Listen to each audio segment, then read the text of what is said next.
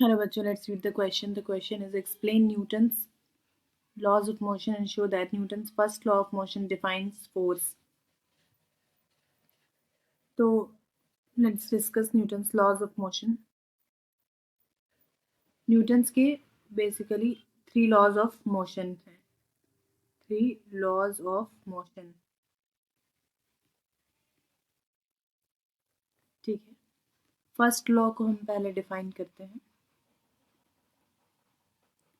तो न्यूटन का first law क्या कहता है? If sum of all the forces acting on a particle और a body, if sum of all the forces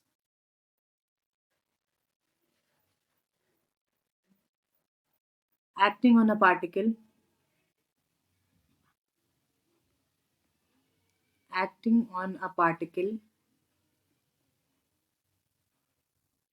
is zero. अगर किसी बॉडी पे कोई भी फोर्स नहीं एक्ट कर रहा है, कोई एक्सटर्नल फोर्स नहीं है, then the particle will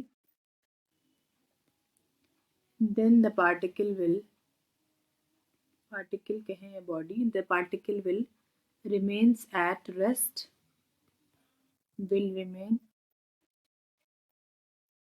remains at rest or moves with constant velocity.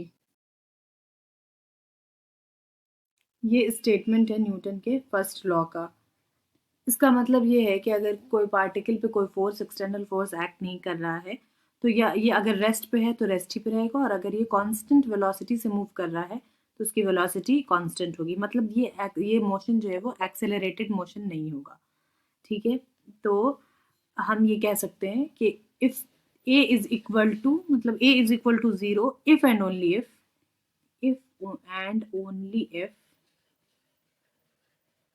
F is equal to zero.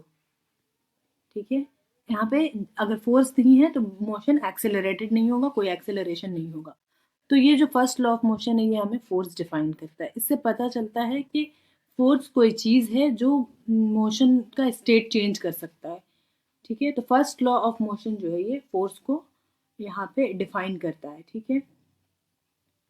जब तक कि हम कोई एक्सटर्नल फोर्स नहीं लगाएंगे, मतलब फोर्स एक्सटर्नल पुश या पुल एक लेमैन लैंग्वेज में कह सकते हैं, तब तक कि उस बॉडी का ये चेंज नहीं होगा स्टेट. अगर वो रेस्ट में है तो रेस्ट में है, और अगर एक्सेल यूनिफॉर्म मोशन में है तो वो यूनिफॉर्म मोशन में रहेगा.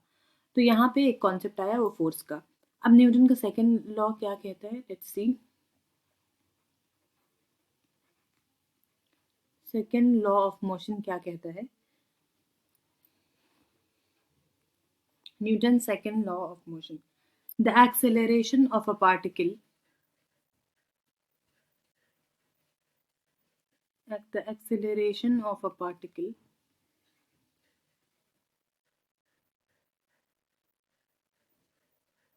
as measured from inertial frame of reference as measured from inertial frame of reference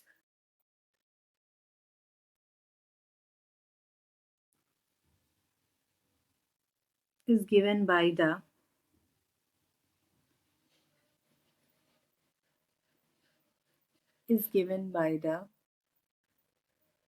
sum of all forces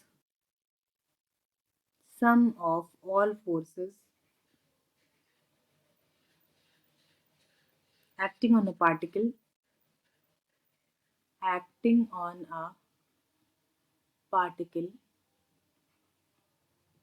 divided by mass. तो यहाँ पे इनर्शियल फ्रेम की बात हुई. इनर्शियल फ्रेम हम उसको कहते हैं नॉन रोटेटिंग फ्रेम और नॉन एक्सेलरेटिंग फ्रेम.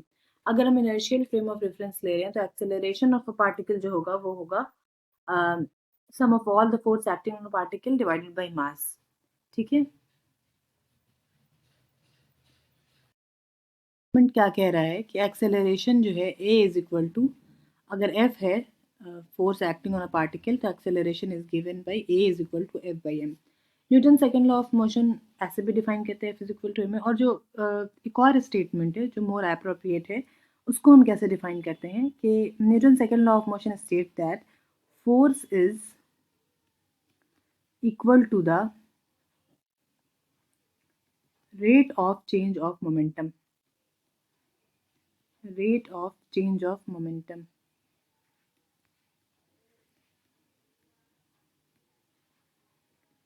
ठीक है, meaning F is equal to dp by dt। Momentum क्या होता है? Mass into velocity. तो एक्चुअली यही एक्चुअल डेफिनेशन है और वो डेराइव्ड, लेकिन वो ये वाला जो है ये फॉर्मूले प्रॉब्लम में बहुत ज़्यादा यूज़ होता है। तो हम इसको क्या लिख सकते हैं? m dv by dt। तो F इज इक्वल टू क्या आ गया? Mass into acceleration. ये है Newton second law of motion. ठीक है, ये स्टेटमेंट एंड ये स्टेटमेंट। तो पहला वाला न्यूटन का लॉज ने कहा कि जब तक कि किसी बॉडी पे एक्सटर्नल फोर्स नहीं होगा उसका स्टेट चेंज नहीं होगा। और सेकंड जो है वो बताया कि फोर्स कैसे डिपेंडेंट है एक्सेलरेशन पे। अब आते हैं न्यूटन के थर्ड लॉ पे, थर्ड लॉ ऑफ मोशन।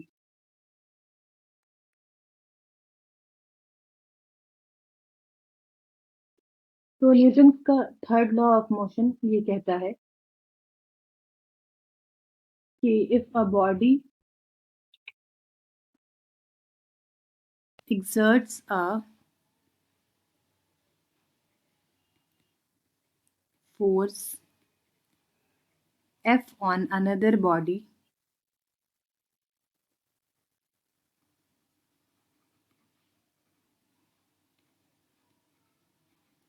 अगर एक बॉडी एक दूसरे बॉडी पे फोर्स F एक्सर्ट करती है तो ये जो दूसरी बॉडी है then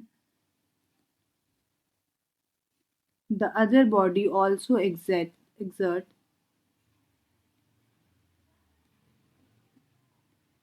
also exerts